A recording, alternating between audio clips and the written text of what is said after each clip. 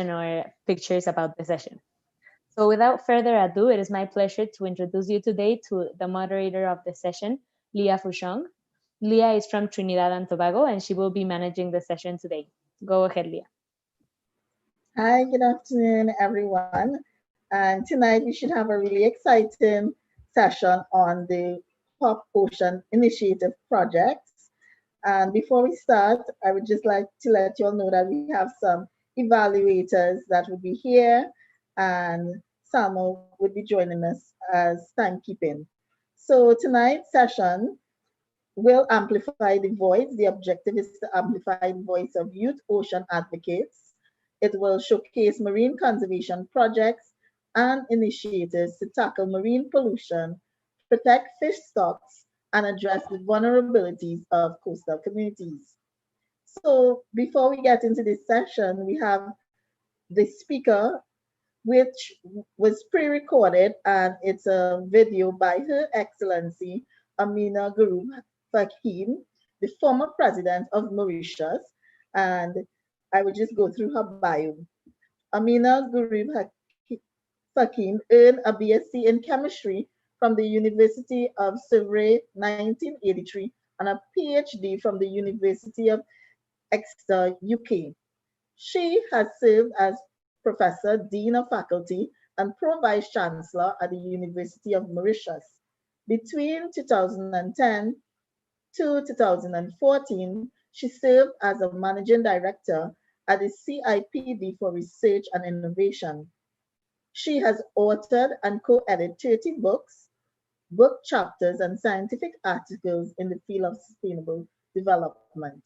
She has been admitted to the Order of the Chevalier dans l'Ordre des Femmes Académiques by the government of France in 2010 and the Légion d'Honneur in 2016.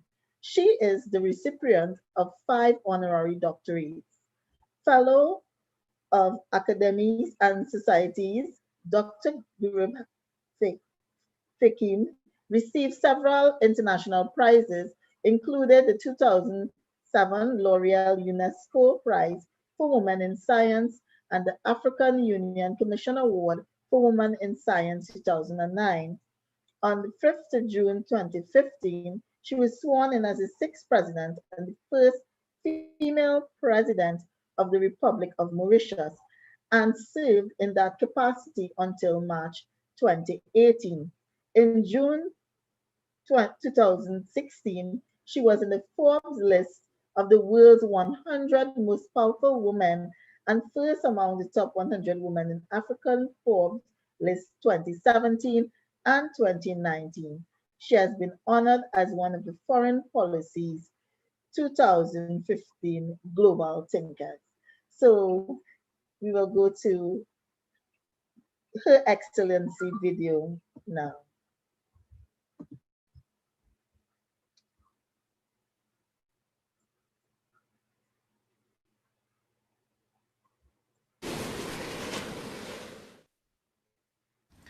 The pace of change over the past 50 years has been extraordinary.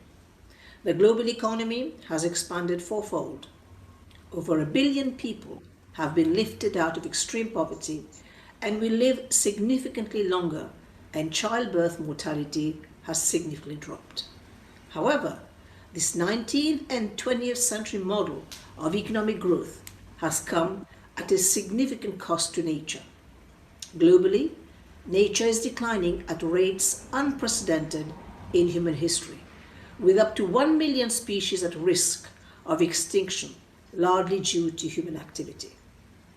Since 1970, there has been a 60% average population decline across all vertebrate species. Over the same period, we have lost more than half of the world's coral and over a third of all wetlands.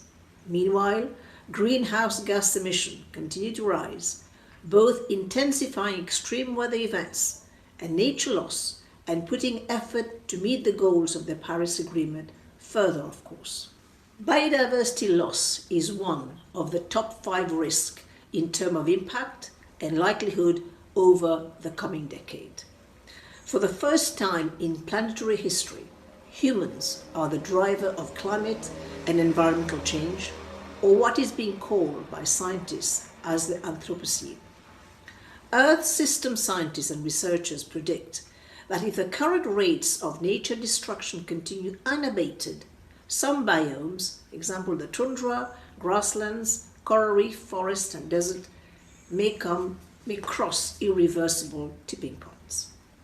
UK economist Partha Dasgupta has acknowledged, and I quote, "We economists see nature, when we see it at all, as a backdrop from which resources and services can be drawn in isolation," unquote. The challenges of nature loss are both wicked and non-linear. No single business and no single human on this planet can decouple its dependency from nature. $44 trillion of economic value generation, over half the world's total GDP, is moderately or highly dependent on nature and its services, and therefore exposed to risk from nature loss. Industrial scale fisheries and other unsustainable practices have further exposed economies and societal well-being to nature-related risk. There is an urgent need to reset humanity's relationship with nature, especially our oceans, inasmuch as over 70% of the total ocean surface is outside jurisdiction. Nature is essential to both global economic prosperity and individual business success. We cannot have a sustainable future for people, especially young people, and economies if we do not address nature, climate, and people in an integrated way. Unfortunately, shareholder capitalism and profits have been built on the destruction of the natural world. If corporations are willing to go beyond economic generation and serve their purpose in fulfilling human and societal aspirations as part of the broader social system and champion a shared and regenerative economy for all its stakeholders, then we need to prioritize the most vital social and economic stakeholders for survival and regenerative development, planet Earth. Dear friends, nature is an entrepreneurial system whose ecosystem services have been conducting research and development for billions of years. The cost equivalent of humanity replicating nature's system is incomparable. The Nature Action Agenda calls for a movement to disrupt business as usual approaches, halt biodiversity loss by 2030, and restore the planet's vital systems. To do so, we need a fundamental shift from businesses and governments in our foundational relationship with nature. In the natural world, we can find different types of ecological relationships, whether they are mutualistic relationships between species, where we have a win-win situation, commensal relationships, win-neutral, or parasitic relationships, win-lose.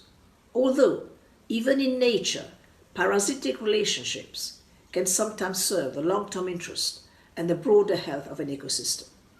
Unfortunately, the predominant relationship that businesses and government have with their primary natural stakeholders is often parasitic, and one that has proven to be disruptive for all ecosystems. In the coming UN decade on ecosystem restoration, our challenge is to shift our primary relationship with the natural world from a parasitic to a collaborative and regenerative relationship with our planetary stakeholders.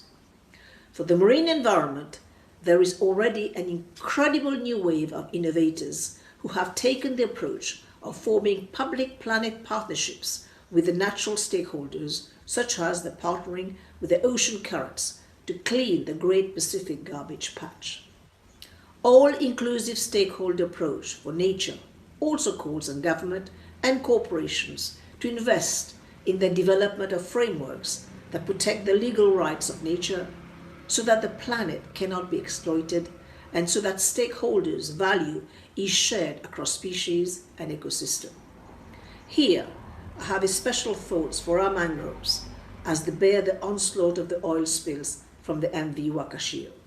I think that by now the whole world is aware that the MV Wakashio, a Japanese carrier with thousands of gallons of fuel, has hit our reef on the 25th of July of this year, and oil has started to leak on the 6th of August 2020.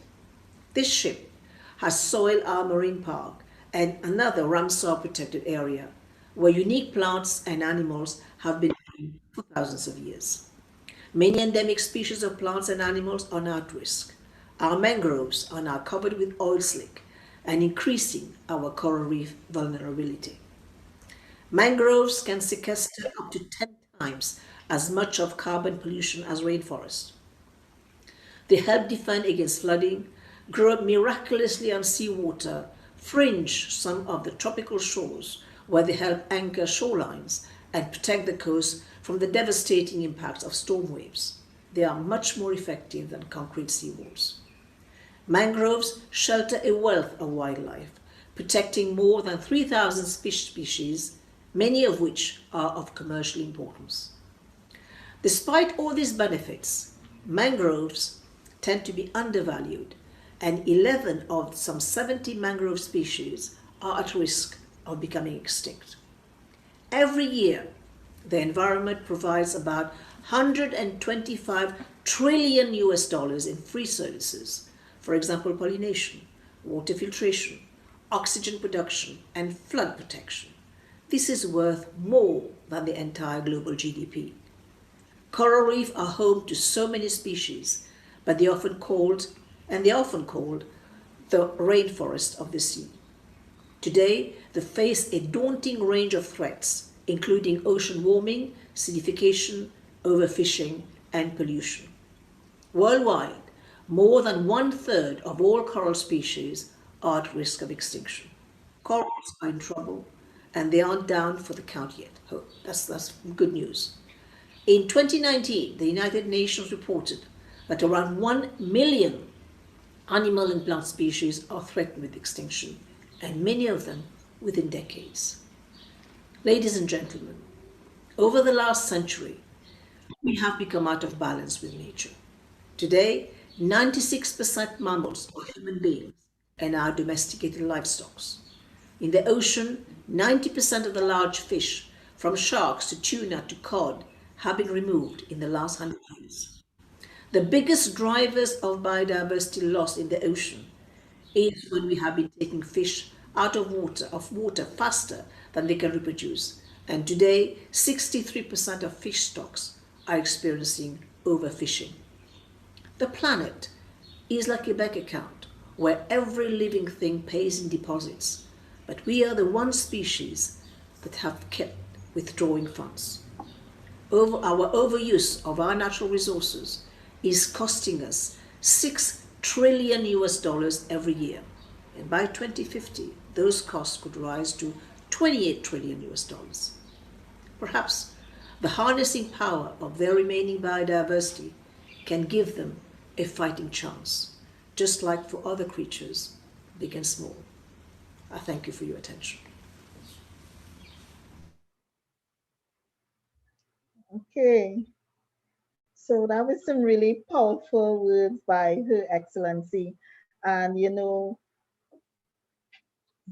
our ecosystems provide us with so many services that that people don't put an economic cost to, so they don't see the usefulness. But tonight, we have some very young youth leaders that are going to show us some of their projects that they would be actually, gonna put forward or has begun already, and show us what they've been doing and how they are helping this loss of ecosystem, and what we can do to better protect it. As Her Excellency stated, we need a more collaborative and regenerative approach to protecting our biomes and the different ecosystems. So we can now go into our first youth speakers or organization. and it is comprised of three lovely ladies, Caroline Sandberg, Summer Benjamin, and Lauren Sandberg, and they are the founders of Eco Eaters, and we will just invite them to showcase their presentation now. Hello, thank you so much for having us. I'll just say my name is Caroline Sandberg and I am from Tahoe Expedition Academy in Truckee, California. I'm Lauren Sandberg. I'm also from Tahoe Expedition Academy. And I'm Summer Benjamin, and I'm here in the U.S. Virgin Islands. I'll present my screen now.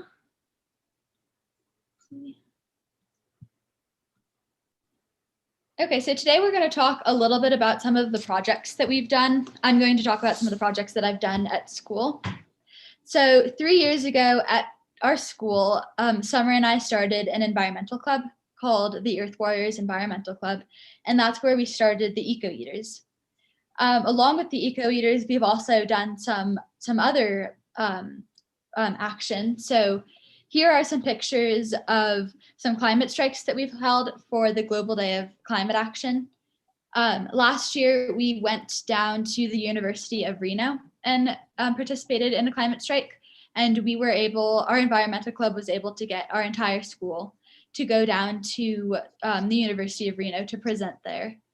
And then again this year, we also held a climate strike, but because of COVID, we had to do it a little bit differently. So we came up with the idea of a shoe strike for climate action, which basically was like a climate strike, but instead of having a bunch of people gather to strike, we got the entire school to donate shoes, and the shoes stood in place for the people at the climate strike. And along with our school, we were also able to get 2 other schools in our town involved in this.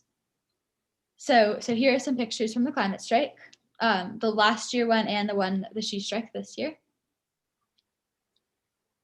And then here is another project that I'll talk briefly about, which is a greenhouse project that we're working on. And this is our main project right now. So last year, after we were working on the Eco Eaters project, we decided to do another project that would benefit our school more directly. And we came up with the idea of a greenhouse. Now, when we first thought of the idea of a greenhouse, we were imagining a permanent structure that would sit somewhere on campus. But as our school is still in the process of, they're building new buildings and they're still completing the whole campus design, they didn't believe that we could build a permanent structure. So we, instead of giving up on the idea, we decided to keep on brainstorming, and we came up with the idea of a mobile greenhouse on a trailer. So right now we are currently trying to build a mobile greenhouse on a trailer that will be mobile, so we can move it around campus as needed, and we can move it off of campus if that's needed as well. During the build of during the process of getting the greenhouse, we reached out to a lot of different organizations in our local area. We worked with a local organization called the Contractors Association of Tahoe Truckee, where we talked to local contractors and architects to help us with the design.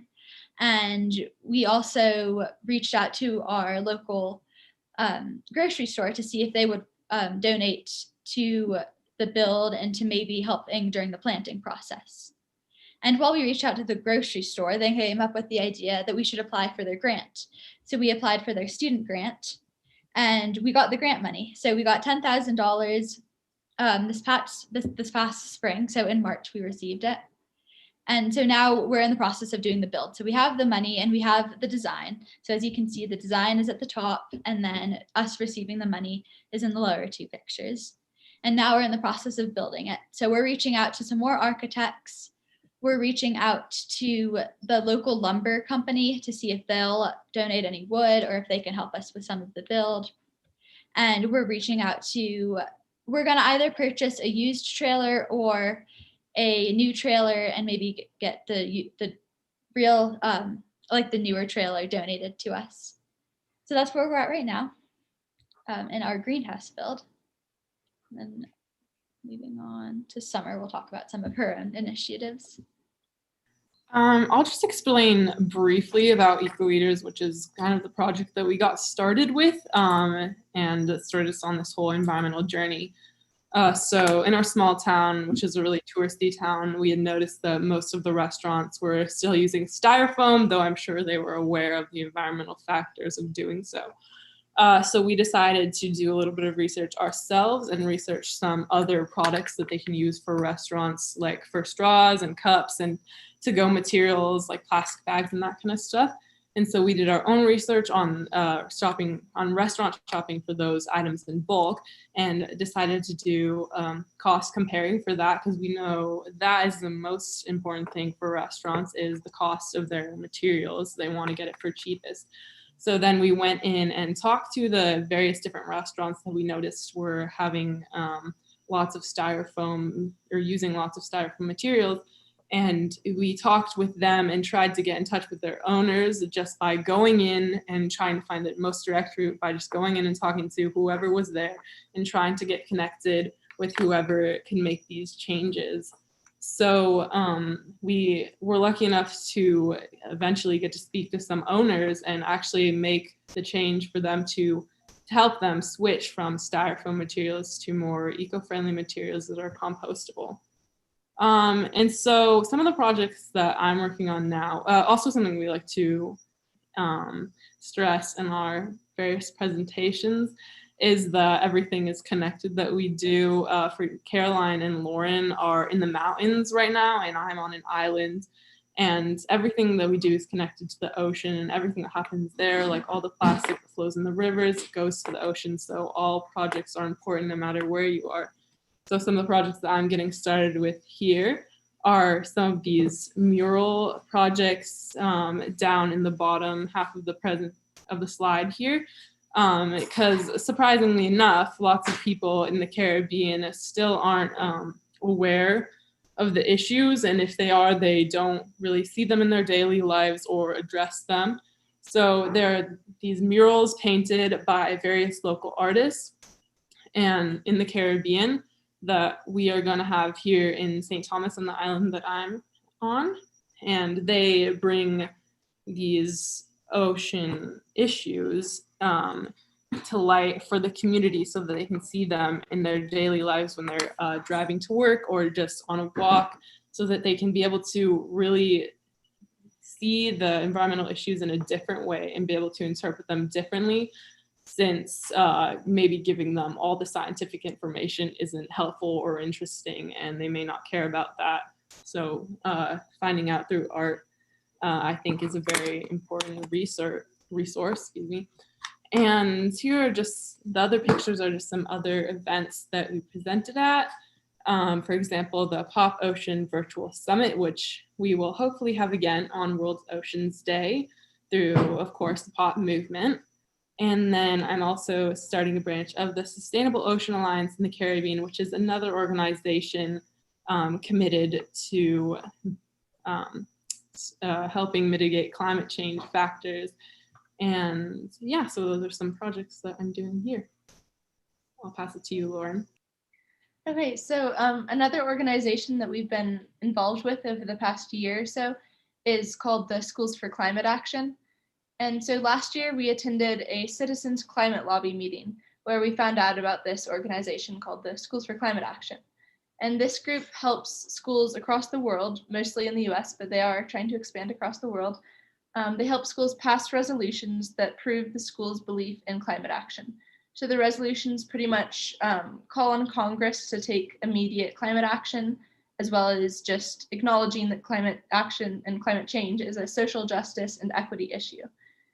So after we heard about these resolutions, our school's environmental club put together our own set of resolutions, and we worked to pass them within our own school. We started by approaching the student board, which is pretty much like our student council, to gain their support, and we were able to pass the first resolution with them. And then after that, we passed a similar resolution to the school board. So in September 2020, we were able to successfully pass 2 of those Schools for Climate Action resolutions within our own school. And so these resolutions are affirming our belief in climate change, and they give our school a commitment to take further climate action. So moving forward, we have the opportunity to speak with one of our local congressmen, Representative McClintock. So at the end of January in 2021, we are going to meet with him virtually to present the resolutions that our school passed and to talk about why it's important for schools across the country to get these passed within their own schools. Because once congressmen and representatives and the leaders of our country and even local leaders see that so many schools want to pass these resolutions and that they have taken the time and taken the commitments to make these passed, it can show that we really do need to take climate action as a country and even individual states. So I think it's a great organization, and I think lots of schools should also participate. Yeah, so those are some of the main projects that we're working on right now. And our whole point being with discussing all of these projects that we're working on is that students anywhere can create environmental clubs and can do anything in their environmental club. So we've done a wide range of different products, from the greenhouse to the Schools for Climate Action resolution, and some are doing all of the ocean work in her area. So it doesn't need to be just like basic eco club stuff. You can do it. There's a lot of different things you can do. And there's a lot of resources out there for students. So yeah, so thank you so much for having us. Thank you so much for having us. Okay, thank you guys. That was so awesome, and really exciting to hear about all of the stuff that you all are doing, and, to inspire the youth that you all can start at a very young age. And I love the idea of the greenhouse and actually committing your entire school to, the climate action and not just the club. Because I find that, in Trinidad, sometimes the environmental club, they are the ones that carry the project, but you need a wider community and, getting the school involved. By touching the entire school, you can also touch the community. And Summer, I love the idea of using, art, because visuals tend to capture people's attention, especially when, it's not at the forefront of their mind, especially in the Caribbean. So before we ask the participants to ask some questions or open up the floor, the evaluator has joined us. So I just want to introduce, we have the evaluator, Dr. Oscar Blanco Alonso is the academic secretary of CUCEI of the University of Guadalajara, Mexico, and pop mentor motivator. He has been a driving force behind this pop festival, a high-level academic researcher, a fundamental pillar for the development of young people on the issue of climate change in a local and at the national level, that has unconditionally support young people to develop their activities. So we have the pleasure of just inviting our evaluator for tonight and the honor to introduce Dr. Oscar Blanco Alonso. Thank you very much, Leah. It's a great pleasure to be here with all of you. Thank you very much. You're welcome. So I would now just open up the floor for questions. We have time for just one or two questions. If you would like to ask the girls any questions, feel free.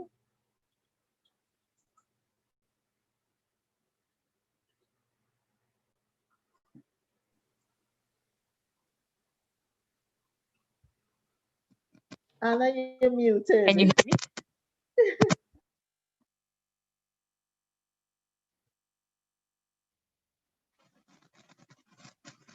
Anna, I see you're talking, but we can't hear you. Yeah, we can't hear you.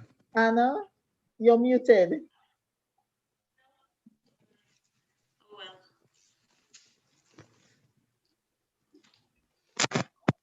Can you hear me now? Yes, okay. Yes. Thank you. If you stop hearing me, let me know. I was just gonna ask if the project with the greenhouse ends up being successful, if you plan on expanding it to other schools or maybe more around your city, or what do you plan on doing? Yeah, that's a great question. So what we're planning on doing with the greenhouse is the one that we're currently building is going to be mostly used in our school community to teach all grades about sustainable eating.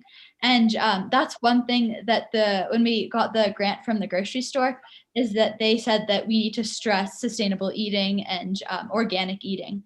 So we're going to try to do that mostly with the lower school students, but really throughout the whole school. And then to expand it into our city and into our town, there's a couple of organizations who have reached out to us that they'd like to join us after we build the greenhouse so that we can teach other schools and other students about sustainable eating too.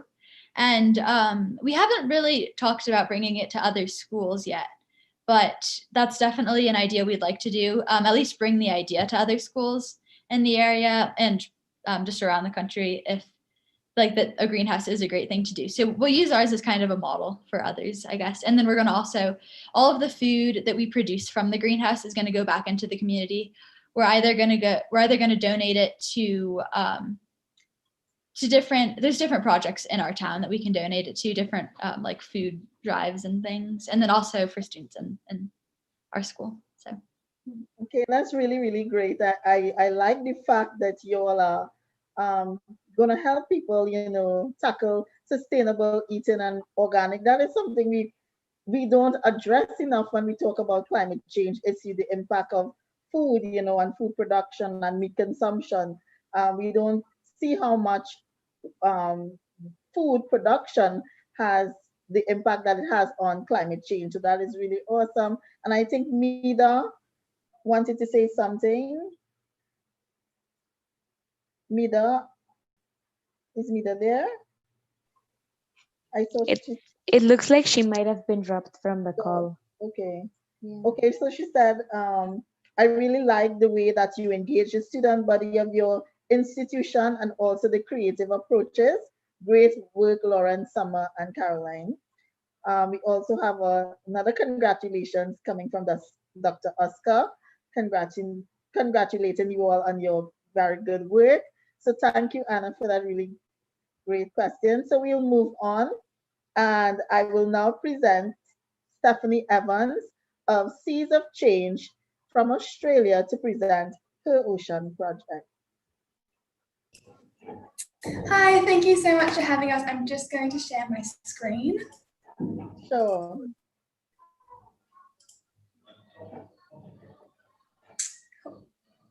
So we are Seas of Change. So my name is Steph and I am the founder of the organisation Seas of Change. I've been running Seas of Change for a long time now, and I'll be sharing my experiences with you all later on. Hello, my name is Mel. Nice to meet everyone. I am the General Manager and Head of Digital Content and Design. You'll hear later about Steph's story, but I have nothing as fancy. Getting involved with Seas of Change back in 2016 was as simple as meeting her at our first classes of high school, and I've continued working with her ever since. I run the Instagram account and before COVID hit us, spoke with Steph at multiple schools and accompanied her to multiple panels and talks. Hi everyone, I'm Gloria and I'm one of the content creators and program coordinators here at Seas of Change. I joined in 2017 because I really enjoyed writing blog posts, and I was also close friends with Mel and Steph. So I thought, why not support their organisation by doing something I really love? But as Seas of Change has grown, so has my love for marine life and my dedication towards supporting our cause. Apart from writing blog posts, I've attended many events with the team and helped organise and run numerous fundraising events.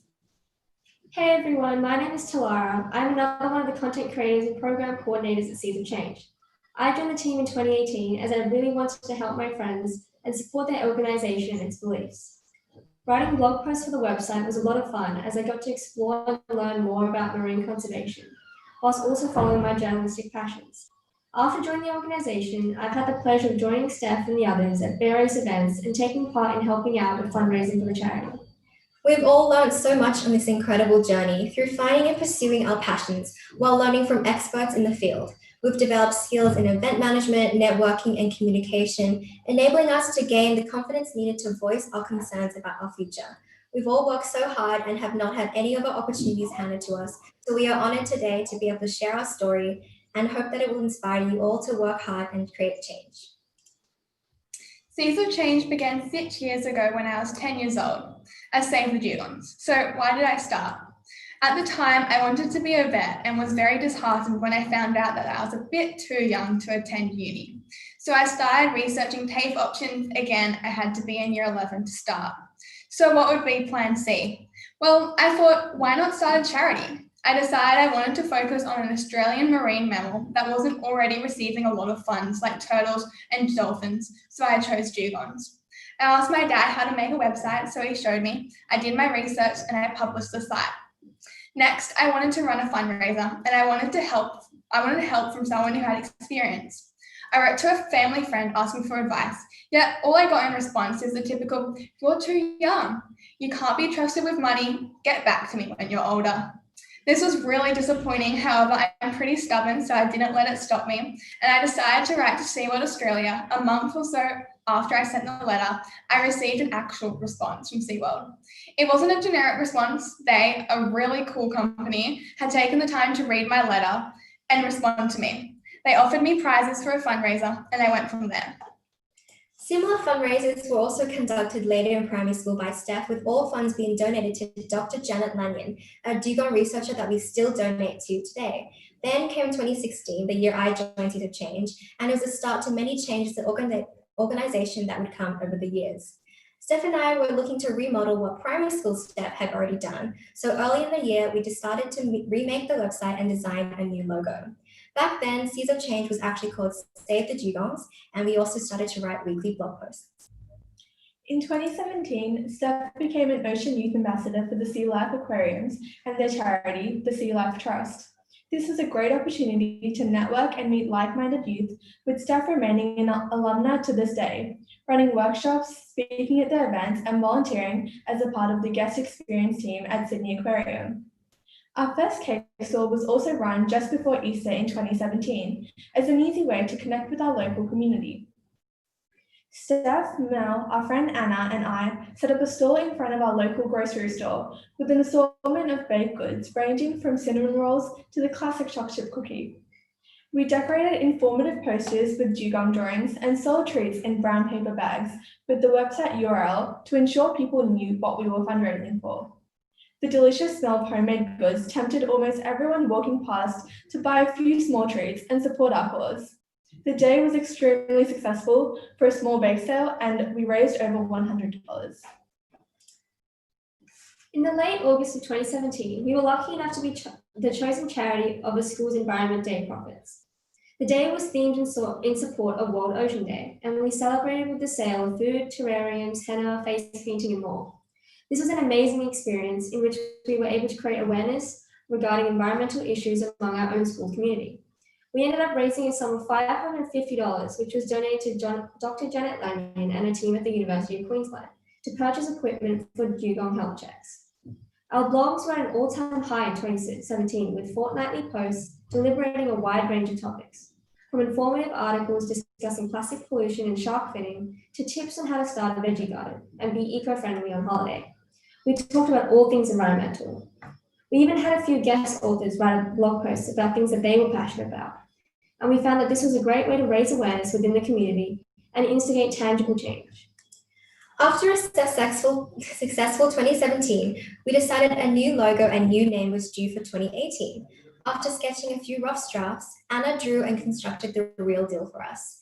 Our organization had also branched out to a wider variety of marine and environmental conservation. So to accommodate these new changes, we chose a more fitting name, Seeds of Change.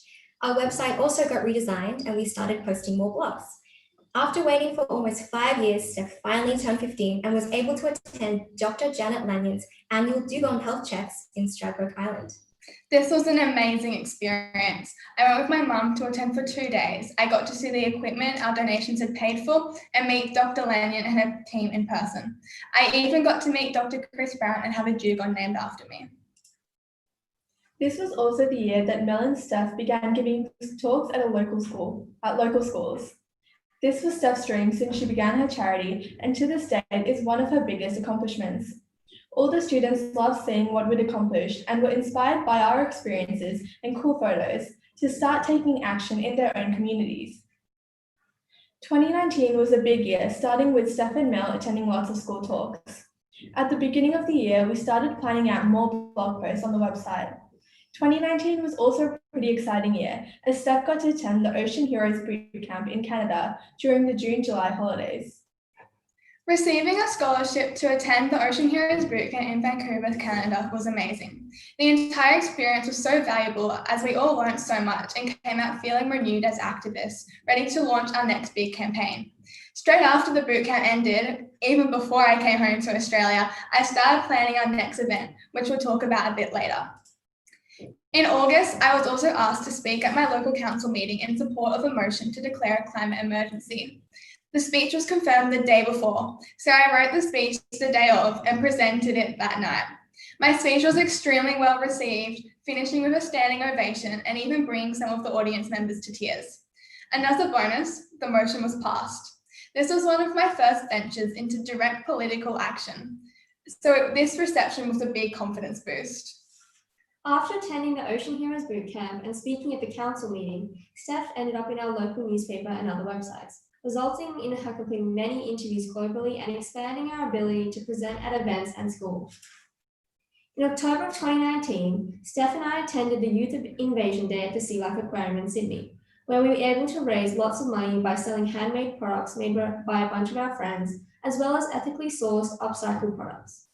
In November, Steph represented our electorate at our state parliament, New South Wales Children's Week Parliament. Here, Steph was able to voice her concerns about climate change to our state and federal members, as well as highlighting the impact on young people's mental health. With our school, Steph also attended a meeting with our parliament members to question them about climate change and their policies. As Australia became ravaged by the craziest bushfires ever, many of our national parks were being destroyed, leaving many animals without a home.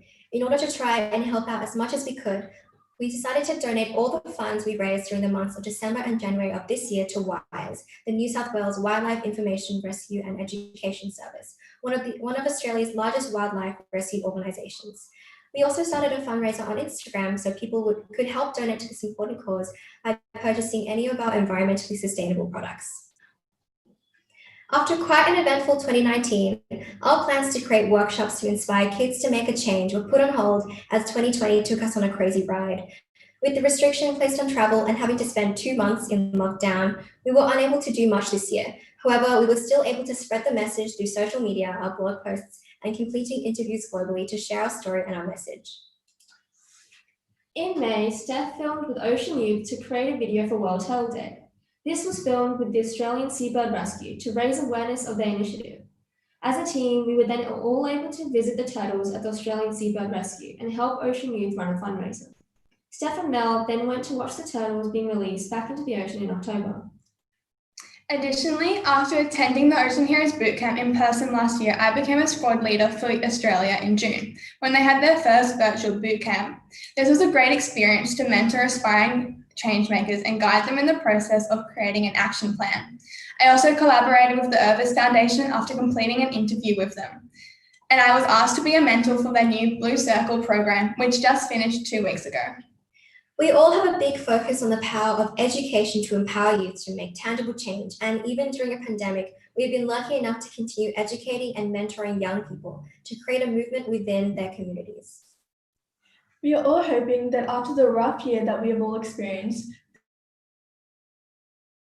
the next few years will give us the opportunity to grow our organisation even more as we start doing more fundraisers and talks in order to raise awareness and inspire more people to help and be part of the change to help promote marine life conservation. We are aiming to create a syllabus integrated education plan for us to present at schools in Australia, as well as a one-day workshop to be held in the capital cities of Australia, which will provide youth with the opportunity to educate themselves, develop the necessary skills to be an activist, network, and be inspired by other youth to create their own action plans. Fingers crossed we'll be able to hold our workshop event in the near future. Thank you so much for listening to our journey. Please feel free to ask any questions and to get in touch to collaborate at any time. Our contact details are on the slide and we'd love to meet you all. Thank you. Thank you. Okay, ladies, thank you. This was a really, really awesome presentation, very thorough. I love the fact that you all chose to focus on dugongs because I think it's one of the marine, animals that we don't tend to focus on. So that is so awesome. People choose to focus on turtles or whales or sharks, but this is really awesome. So we bit behind schedule, so we're going to go quickly to questions. And if anyone have questions, let's do this quickly.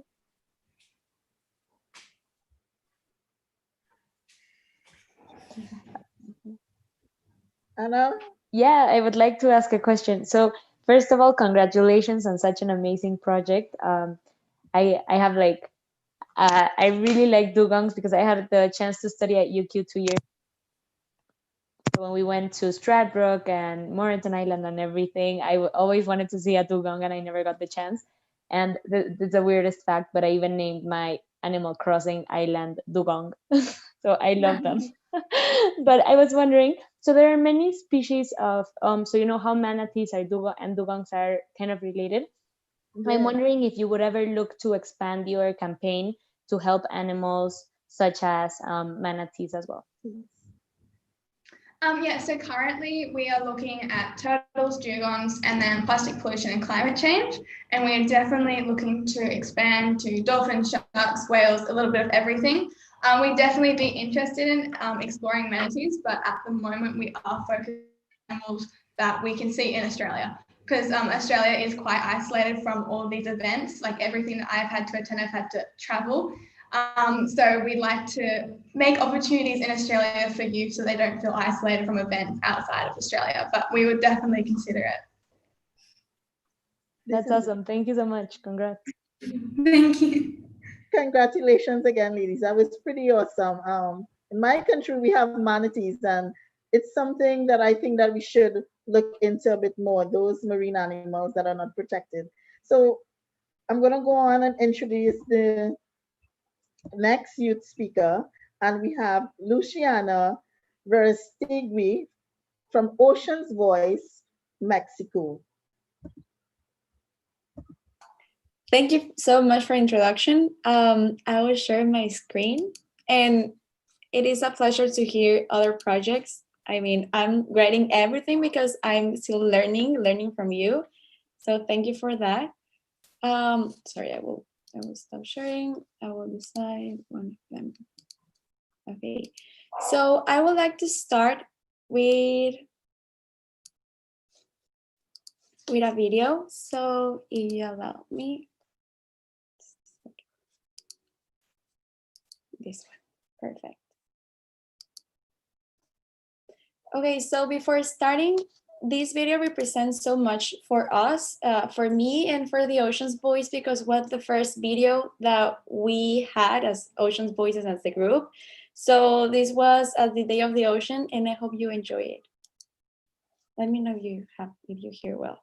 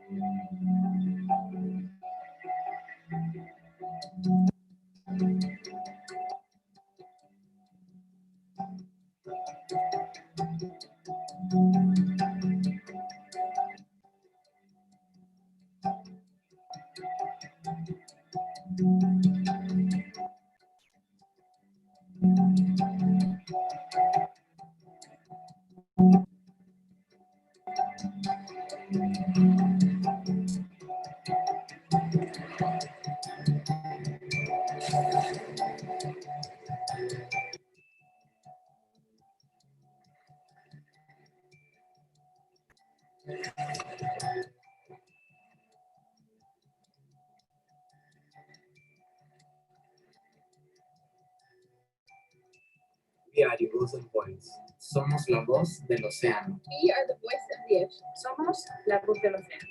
Tayo, ang boses ng karagatan. Somos la voz del océano. La voix des océans. We are the voice of the ocean. Somos la voz del océano. Somos a voz do oceano. La voz del océano.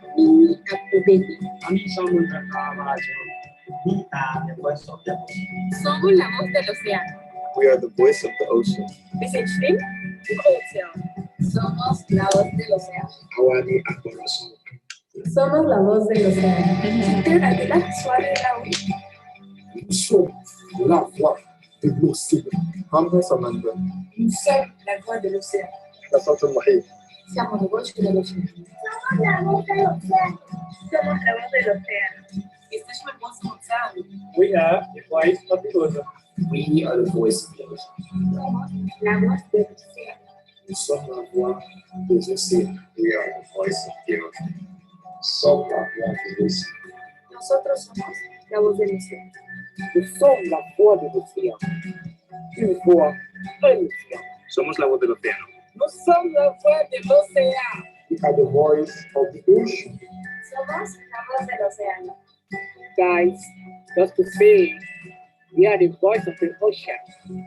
One voice, one ocean. Somos la voz del océano. Un planeta, un océano, una voz. Nosotros somos Ocean Boys.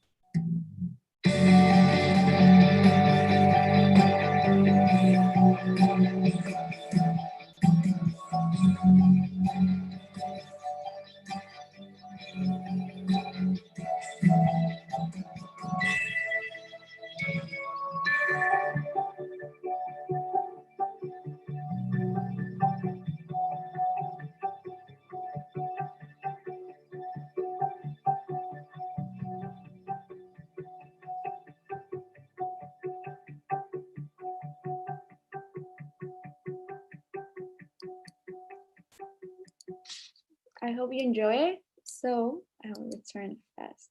Perfect. So after climbing a very high mountain, we discovered there are so many other mountains to climb. Nelson Mandela. That for me represents the fight against the climate crisis. There are always new challenges to solve, bearing in mind that given global conditions, not being part of the solution is being part of the problem. It is a pride and honor to coincide with each one of you. And personally, I would like to talk about the project that we are carrying out together, recognizing that action for environment is everyone's responsibility.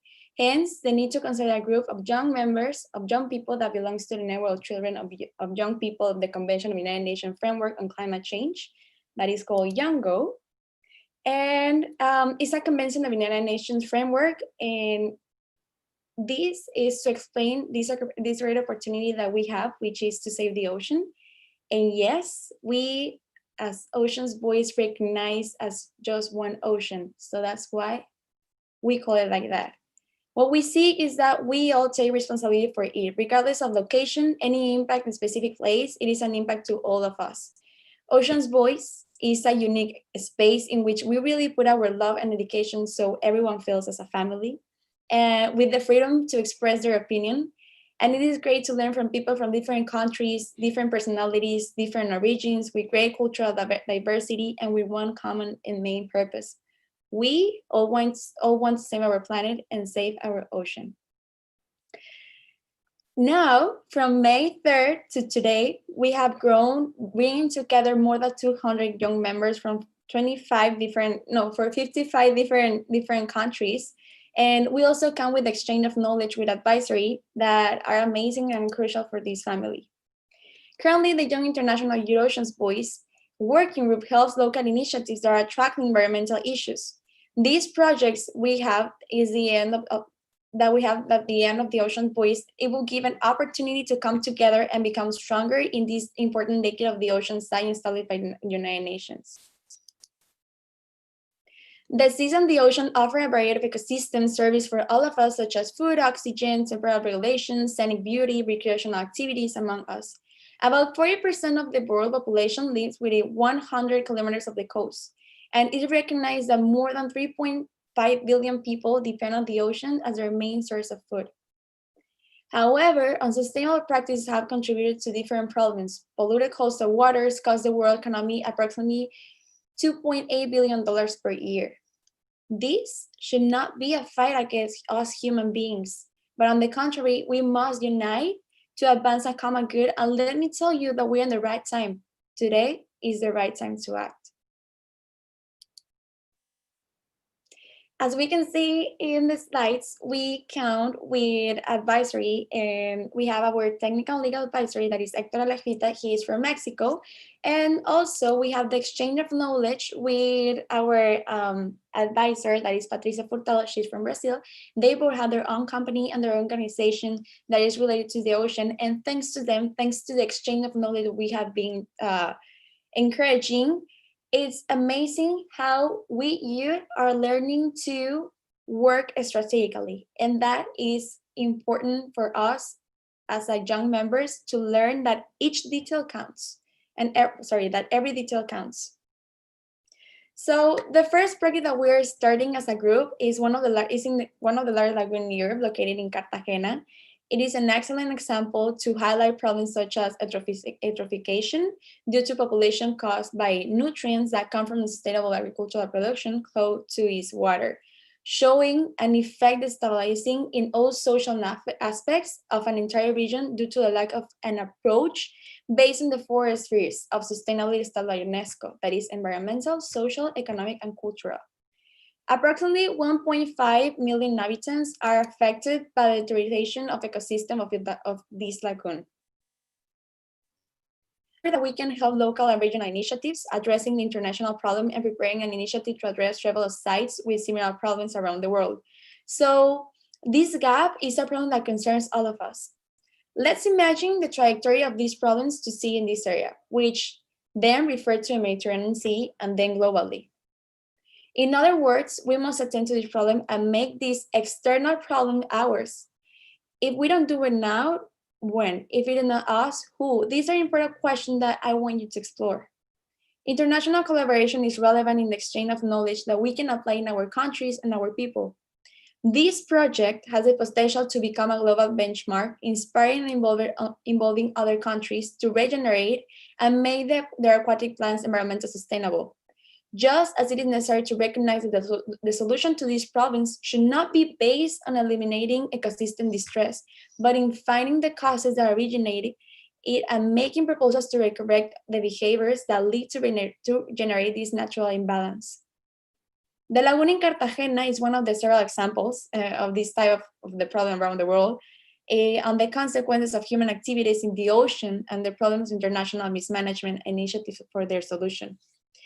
We as Ocean's Voice, we are deeply concerned that the solution of this lagoon in Spain is not an isolated case, since we gave ourselves to the task of looking other cases and making the research around the world. And following our group that is divided in 4 regions, we chose one case that represents each region. For example, in Asia Pacific region, we have the Yellow Sea in China that is happening the same or similarly. In Europe Mediterranean, in Riserva Naturale Sangliano in Italy. In Africa, Gulf of Guinea, we have the Lake Victoria in Uganda. In American Caribbean region, we have Gulf of Mexico and the Caribbean. So this is for us to visualize that what happens in one place can affect other place. And that is important why it should be, and we should encourage more spaces like this to exchange what our projects are, and that it may be the same or similar to yours, so we can apply the same, not the same solution, but the same strategy, adapting it to the place or to the space that we're talking about. We are all here to be heard and sharing something that represents us. In this case, is the ocean. We must use our voice as a connection with other people, and some of my responsibilities in coordinating Ocean's Voice is to take consideration everyone's idea and to connect our network with other organizations that working toward the same projects or who have the same ideas and come together to create a great impact for us, for our planet, and for our ocean. That's really important. We must respect and trust our friends, our colleagues, our advisors, and our team. And we have to recognize the position and interests of those people who do not believe in us. They are our greatest target. You learn that sustainability, and I have learned that sustainability means empathy as a first step. Being part of this adventure has made me understand the value of little things, and that details are what makes a difference. I learned that we are one planet and we are one ocean. Thanks a lot for your attention, and I hope you can also get united to this group. And whenever you need, and if you have a project and you want to share it with us, we can do it together. Thank you. Okay, Luciana, that was really, really amazing. Great work. And I am also part of the One Voice group. So, you know, it's really one ocean, and that is something we don't really connect with. People don't connect with that. What happens in this part of the world, you know, it will affect other parts of the world. And I'm really pleased to hear about, you know, what is going on. And it was really great. So I will open up the floor for questions. We can take one or two questions.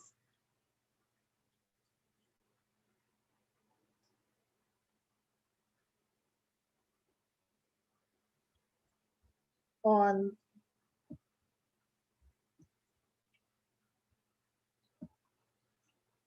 do we have any questions? Okay. So we just have some comments in the chat. Dr. Oscar Blanco is saying that it's very emotional and very inspiring. Great presentation. Lauren and Caroline is saying great job, such an inspiring presentation.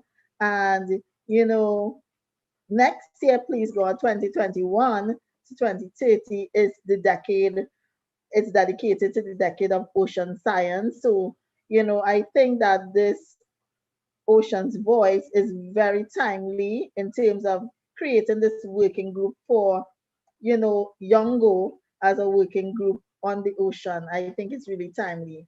So thank you very much and congratulations on forming the Ocean's Voice. So we'll move on to our next presentation by Madhvi Chatur. And her project is entitled Ban Styrofoam, Single-Use Plastics and Glyphosate All Over the World. And she is from Colorado, USA. Madhvi. Hi, everybody. I'll just share my screen. Present la purpose.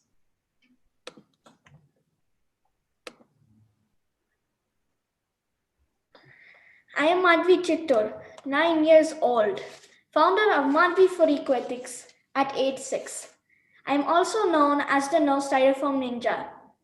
Please check my website and social media platforms for the projects that I have been doing so far.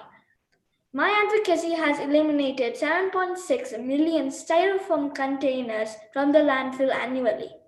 Recently, the Colorado Oil and Gas Commission has implemented my direct requests as laws to protect groundwater, stormwater, and surface water runoff.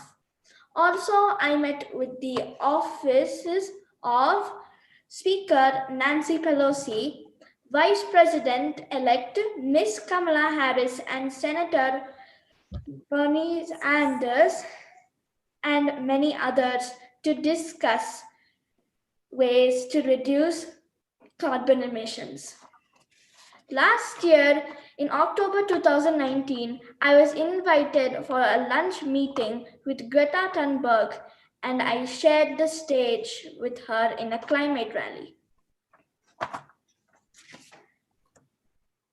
When I was 5 years old, I heard about the plastic pollution polluting our water, food, soil, and threatening the existence of flora and fauna, including humans.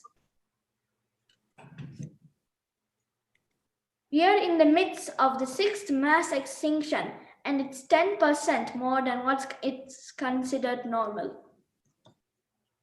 Did you know that phytoplankton are responsible for producing an estimated 80% of the world's oxygen?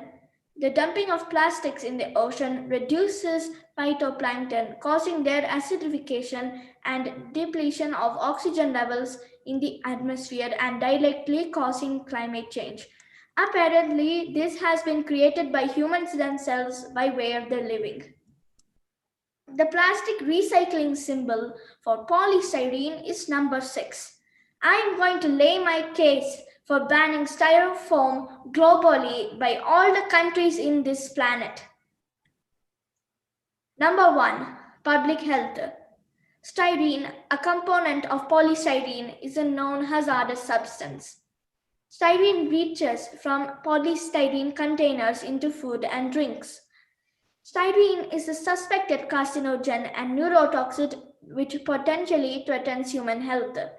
The general public is not typically warned of any potential hazard, particularly in the immigrant and non-English speaking communities.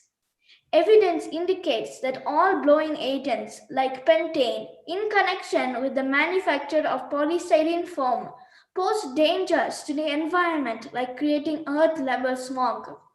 Polystyrene manufacture, use, and disposal requires substantial energy consumption and contributes to greenhouse gases and other adverse environmental effects which affect public health. Number 2, wildlife and aquatic life health. Polystyrene foam is notorious as a pollutant that breaks down into smaller, non-biodegradable pieces that are ingested by marine life and other wildlife, thus harming or killing them. Number 3, nearly unrecyclable. Polystyrene food packaging is typically not clean enough to be recycled. Polystyrene is not recycled because it is not economic to wash, degrease, and store in order to recycle. Number 4, pollutes environment, beaches, and waterways. Polystyrene is not biodegradable, a burden to landfill, and can be carried away by wind, even when properly disposed of. It then enters our waterways and pollutes them and the ecosystems. We already saw that polystyrene manufacture, use, and disposal requires substantial energy consumption and contributes to greenhouse gases and other adverse environmental effects. All these lead to climate change. Number 5, financial burden on local government and taxpayers. Programs to recycle polystyrene are expensive, costing thousands of dollars, and little cleanup costs billions. It clogs storm drains, arch culverts, and catch basins, thereby significantly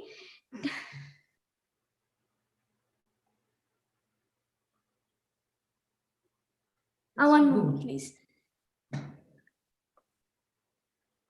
And significantly increasing time and expense to public work maintenance crews during a storm event. Number 6, readily available styrofoam alternatives. There are readily available alternatives to styrofoam like paper or sugarcane bagasse that are compostable and biodegradable. Here you see more images of styrofoam pollution from my travels around the world and in the US. Both these images are from Mexico. The left image is from Pompeii, Italy, and the right is from US, Denver. Both images are from river cleanups that I had organized in the US. Now we move on to the next topic, why to ban glyphosate. Glyphosate is a toxic weed killer. In a 2015 report, World Health Organization classifies glyphosate as probably carcinogenic to humans based on the most reliable studies at the time, which were carried out on animals. Glyphosate is causing the death of important insects such as bees, the ripple effect leading to climate change. Residues of glyphosate had been found in foods like breakfast cereals, oats, pasta, and even beer. Call for action. So I'm using this pop festival platform to demand all the world leaders, prime ministers, presidents, and royals of all the countries in the world to take action to ban styrofoam and glyphosate.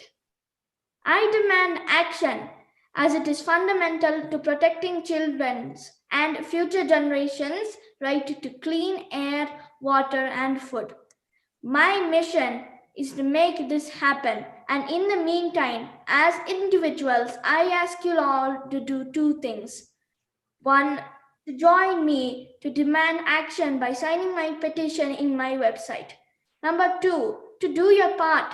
Refuse styrofoam, plastics, and glyphosate for any household use. Thank you. Okay, thank you very much, Madhvi, and congratulations. This is a really awesome thing that you're doing at this, very young age, and taking this really great step and using this call for action at this pop festival to get all the world leaders involved. And before we go into any questions, I believe Vanessa had a question for Luciana. She asked, how do you think we can sensitize people to protect our ocean that does not live in ocean regions? So Luciana stated, you would like to answer? Yes, thank you.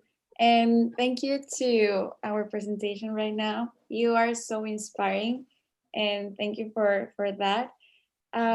So what a great question. What I answer is that I was going to answer that as a two scopes. The first one is as Ocean's Voice team. As Ocean's Voice team is to, first of all, to listen. Why they are not like engaged, or they don't see any connection with the topic of ocean.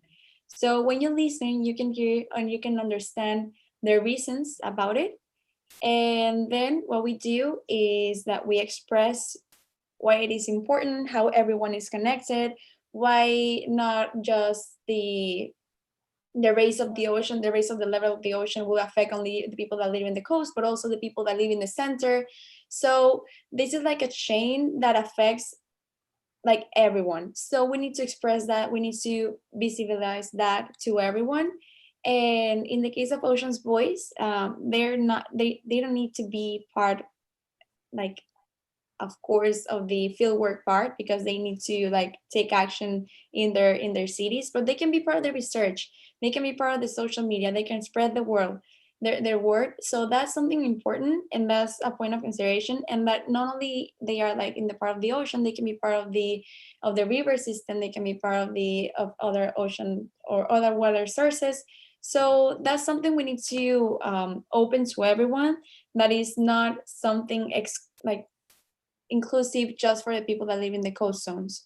And well, and for me, the way I do, I mean, for example, with my family that live in the northern Mexico, that is not connected with the ocean, is that how you can address the ocean, or how can you get involved in this topic of the environmental topic.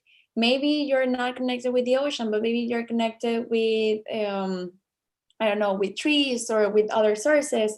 So you can be part of that. You can be part of what you love. You can search, and maybe you're not connected with the ocean, but you can see lagoons or something that is related with you.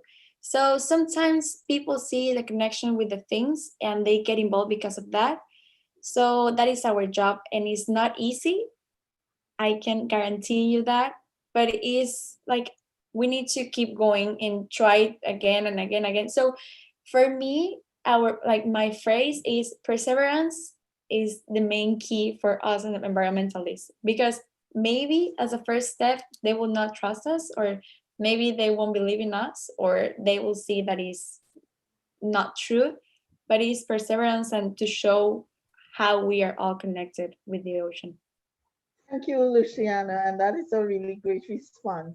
As they say, the land and the sea is connected. So we really need, for even though you're not close to an ocean body, the impacts that do happen on land, right, influence, or it will definitely impact on the ocean. And Madhvi I really, really loved your presentation about, the banning of polystyrene. And we have to open up now for questions. So I will just take one or two questions quickly. One. Okay. Madhvi, are you there? Yeah, I'm there. I'm there. Okay, great. So we will open up the floor now for questions for Madhvi. Anna would like to go. Thank you. Yes, I would just like to ask Madhvi how she got involved in environmental issues and where she finds her inspiration being so young. Congratulations on such amazing work. Thank you. I saw a CNN documentary called Midway the Plastic Island, and that really inspired me. Awesome. Congratulations. Thank you. Very great. Okay, so thank you again and congratulations. And I hope that all of us here will make an effort to use more products that are not made out of, polystyrene. And we go to the more environmentally friendly products. So we'll go to our last presentation. One more thing I want to tell you all. Please sign my petition. Okay, thank you. So you want to put up the link so that we can post it in the chat? Okay, yeah, I can put the link. Or you can share the link in the chat for us. Thank you.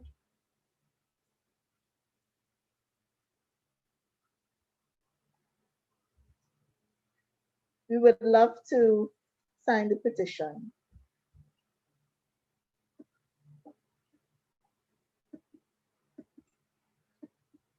Okay, so we will move to our last presentation, and this is by Carter Rees, One Less Straw, One More Generation. And his presentation will be from the US of A. Hello, everyone. I'm going to share my screen really quick. Thank you. And present. All right, so my name is Carter. I'm 19 years old, and I'm from Atlanta, Georgia in the US. Just quickly before we get started, if you hear my dogs barking, probably just barking at their own shadows because it's, it's getting dark here. So anyway, so my sister and I started a nonprofit organization called One More Generation back in 2009, which is 11 years ago, a few months ago, actually. And so we started this, and this is one of our best pictures. We started this in an effort to raise awareness about endangered species. When my sister and I were, when I was 8 and she was 7, our aunt lived in South Africa, and she called my dad one day and said, "Hey, what can I get the kids from South Africa for Christmas?" And he said, "Bring them back something unique." And so she brought us back 2 certificates saying that we were proud adoptive parents of cheetahs. Now, that doesn't mean they lived with us or anything, but it just means that we paid for their food and their stay at these sanctuaries. And the next year when it was time to renew our adoption, my sister asked my dad, "Why do cheetahs even need to be adopted?" And he said, "Well, if there weren't agencies like the ones you're adopting your cheetahs from, there might not be cheetahs when you have kids." And that got us both really upset, and we knew we had to do something about that. So we started a campaign and we raised over $1,000 and then brought it to South Africa, where we actually got to meet their ambassador cheetah, who sadly could not go back into the wild. But she was gorgeous. As you can see here, my hairstyle was a little bit different, but it was still such a great experience. And shortly after starting One More Generation, the Gulf oil spill happened. And I don't know how many of you remember this, but I remember coming home and seeing on CNN pictures of seabirds and sea turtles being pulled out of the water caked in oil. And I knew we had to do something. So for the next 4 months, we started raising animal rescue supplies from church groups, from Boy Scouts, Girl Scouts. We went from door to door, basically anyone who would listen. And we collected supplies like wipes, detergents, things that could help out. And then on Olivia's 8th birthday, we drove 11 and a half hours down to the Gulf, where we delivered the supplies to the Marine Mammal and Sea Turtle Rescue Center. They had over 146 sea turtles, 6 sharks, dolphins, and countless birds that were all sick from either ingesting the oil or being caught up in it. Now, quick question for anyone out there. Does anyone know how to get oil out of a sea turtle if they swallow it? No? All right, well, it's really interesting actually, and it's kind of gross. You take a syringe and you squirt mayonnaise down their throat. Now, mayonnaise is thicker than oil, which means they'll throw it all up. And I don't know who came up with it, and I've seen it in person, not the best thing to watch. But as you can see here, these creatures were so sickly that they had to feed them through tubes. And you can see it going back down its shell and everything. It would not eat. And some of them did pass away, but they did release quite a few of them back into the wild. But on our last day there, this professor from Berkeley, California, came up to us and she congratulated us on all our hard work, but then asked us, what are you guys doing about the environment? And my dad looked at her and was like, what do you mean? Haven't my kids already done enough? We brought all these materials and now you're asking them, can they do more? And she goes, well, oil's not my problem right now. Plastic pollution is. And that was the first time we'd ever heard about the issue of plastic pollution. So we started learning everything we could. We learned that over 100,000 marine mammals and over 1 million seabirds die each year. This is a baby albatross. Over 40% of baby albatross die within their first year of nesting due to plastic pollution. And you can see here, there's a cigarette lighter, there's bottle caps, pieces of plastic bags, tags, I mean, everything. And it's not like the baby can go out and search for their own food. The mom sees something in the water shiny, thinks it's a fish, grabs it and feeds it to her babies. Here's a sea turtle with some plastic in its mouth. Now, once you start eating it, you can't pull it back out because they don't have hands. And sea turtles' favorite food are jellyfish, and plastic bags floating in the water happen to look like jellyfish. So once they start eating it, they have to swallow it because they can't pull it out, and it actually blocks their digestive system. And so they starve to death because they are hungry, but they feel full at the same time. Here's another freshwater turtle. So it's not just in the ocean, it happens in rivers and lakes and all these other places. And you can see here, the shell grew around the plastic. So nothing can really stop this plastic pollution. And here's one other picture that a lot of people don't understand what's going on. It's actually a baby otter that went underwater and swam up and got caught in all the plastic. And the mom is trying frantically to pull off the plastic. Luckily, the cameraman was there and did help pull the plastic bag off. And finally, this is another example of entanglement, like you saw with the freshwater turtle. A lot of creatures can't help but get caught in this overwhelming amount of plastic. Here's just a brief guide on what you can, like all the statistics you can look at. So my sister and I, again, knew we had to do something. So we created an award-winning plastic awareness curriculum where we go into schools and for 1 week, teach the students every day about a different type of plastic. So the first day we'll talk about plastic water bottles and how you're not supposed to reuse a plastic water bottle because of it's so porous that your bacteria will actually get into it and make you very sick. And secondly, they can be recycled, or we'll talk about plastic bags, where you cannot recycle it, how recycling centers won't take it. But for example, grocery stores around me will take plastic bags and make them into park benches or decks. And throughout the entire week, we get the students to bring in all their plastic trash. And at the end of the week, we create a giant art sculpture out of it. And you can see this is about 3 parking spaces long. Now, this was actually our smallest one that we had ever created, and it was our first. But this just shows the community, the teachers, the students, the whole school board, how much plastic one classroom is using in an entire week. This was just one middle school class with 12 children. And you can see how much plastic we're using. Here's another one. We asked the kids to bring it all in, and they decided they wanted to do the shape of the US. Now, right before we took the picture, this little girl jumped in, and my dad, who's in that bag monster costume, was sweating bullets. This was during the summer, and he was telling her, no, come on, get back out. And she said, I want my parents to see how they're drowning us in their plastic pollution. And it was a really strong message. And so my dad was like, all right, let's all get in. And we took this picture. Here's another one. You can see how big this is. 1, 2, 3, 4 parking spaces here. This was a butterfly. This was at an art academy in Atlanta. Here is a penguin. I don't know if anyone's seen the movie Happy Feet, but in the movie, one of the penguins gets the 6 ring caught around his neck. And this was, again, to show that effect. Here's the Star of David that they did because this was their school mascot. And finally, our biggest one, you can see there's 750 students here. And they all brought in their trash, and we had to get a cherry picker just to get this picture because we had to get so high up because we couldn't see all the trash. And it was starting to come in a mountain, like an actual shell of a turtle. And this, again, just shows the community how much they're using and hopefully gives them an idea of what they need to be doing to stop using this much plastic. So the curriculum is now being brought into other countries. We've taught it in South Africa a few times, one in 2011 and one in 2014. It's now being taught by the teachers there themselves. Also in Malta is being taught. We have a school in India that I was actually supposed to go visit, but coronavirus happened and I was not able to. Here's a picture of us in Vietnam, which was when that was in 2016, sorry. I'm too old now, so I can't keep track of my years. And this was actually at the Our Oceans Conference, and we got to meet the people at the State Department, the Secretary John Kerry, former Secretary John Kerry there. And that, again, was not my best hair day.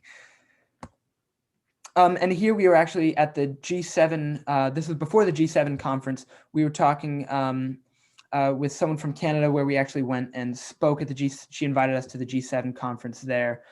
Catherine McKenna, that's her name. And this, while we were at another Oceans conference, I was actually approached by this man, and I'd never seen him, but he was the president of Iceland, and he came up and just shook his hand with me. And it was really scary because I walked into the bathroom and there were 2 Secret Service guards that had told me that I needed to wait outside because he was using the restroom. So it was pretty interesting. So while we were learning about all this plastic pollution, I started to work at Starbucks.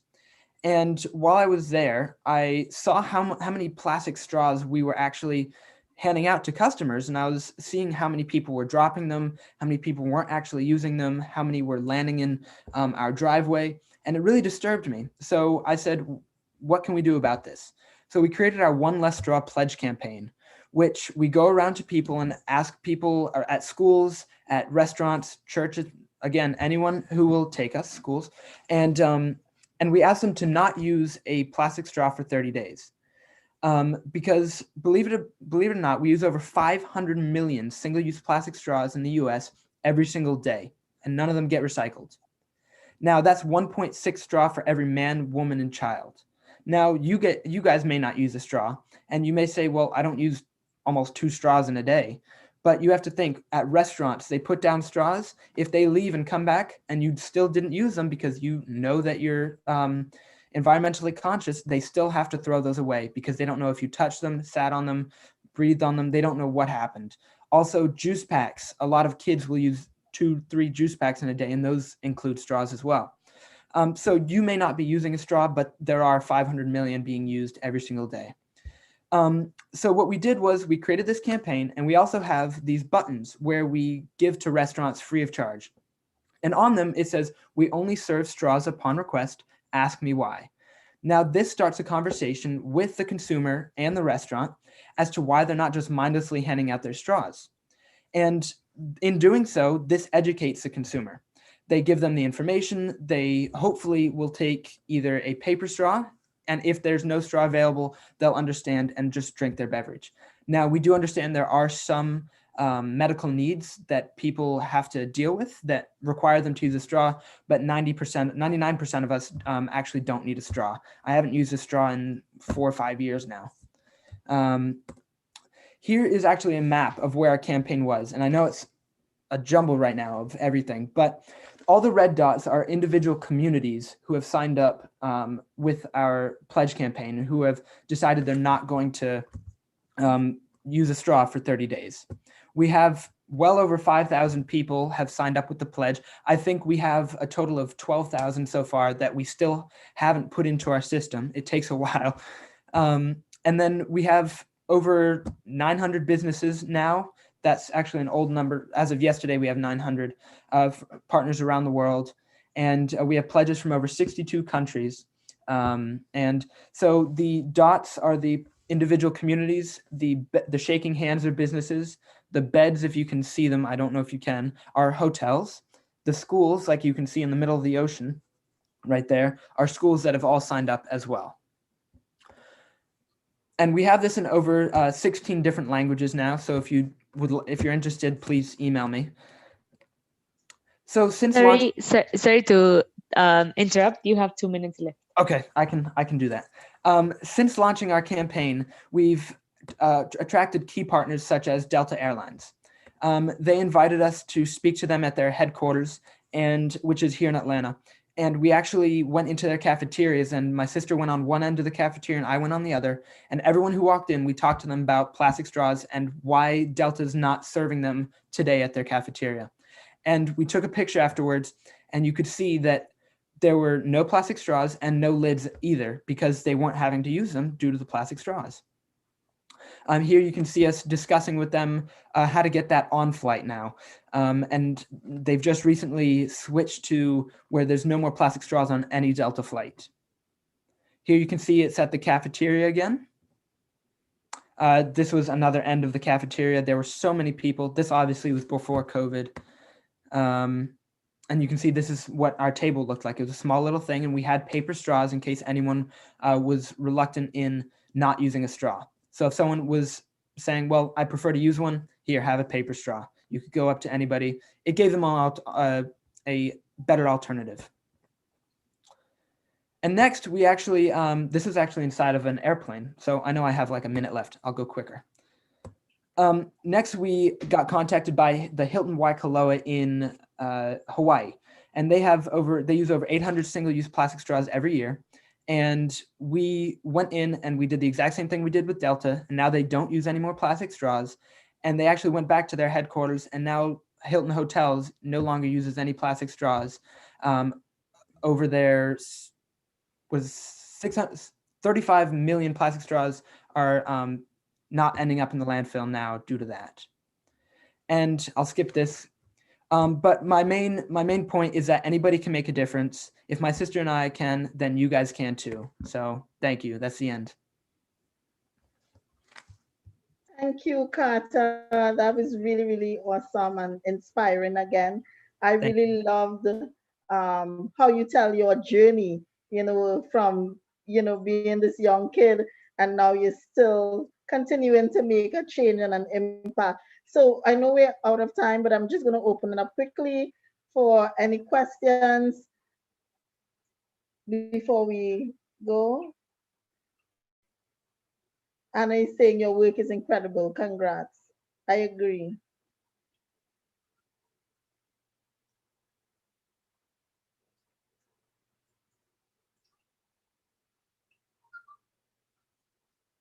Sama is asking. Yeah, so the question is which, oh, sorry. Which are your biggest challenges in the development of the projects, especially as your kids and kid leaders? One of the biggest challenges, I would say for me was, first of all, our projects were all kind of, one thing happened right after the other, so we never were a lack of having a project. But I think the hardest thing was raising awareness about it, because a lot of people, and I don't want to say that most people are closed-minded, but a lot of people are, and they're not willing to change quite so rapidly. And when you're first educating someone, you have to be open-minded about that. I remember first starting, it was definitely difficult because I was like, why can't you just see that what I'm trying to do is good? But then I realized that other people are dealing with their own issues and dealing with their own problems, and you can't just force something upon someone. So that was the hardest thing for me to realize. But now that I'm not 8 years old anymore, I realize that now. Okay, great. Okay, Luciana is asking if we can leave our email so that, we're better and stronger together. Collaboration is always good. And, there's something that I heard I believe it was a workshop somewhere. For every finger that you point at someone, there's always 3 fingers pointing back at you. So you're never too young to make a change. And if something resonates with you, go after it. So we are the change that we would love to see. And I just want to say thanks for attending tonight. And the session was really amazing. And we have a lot of work to do. So let us continue.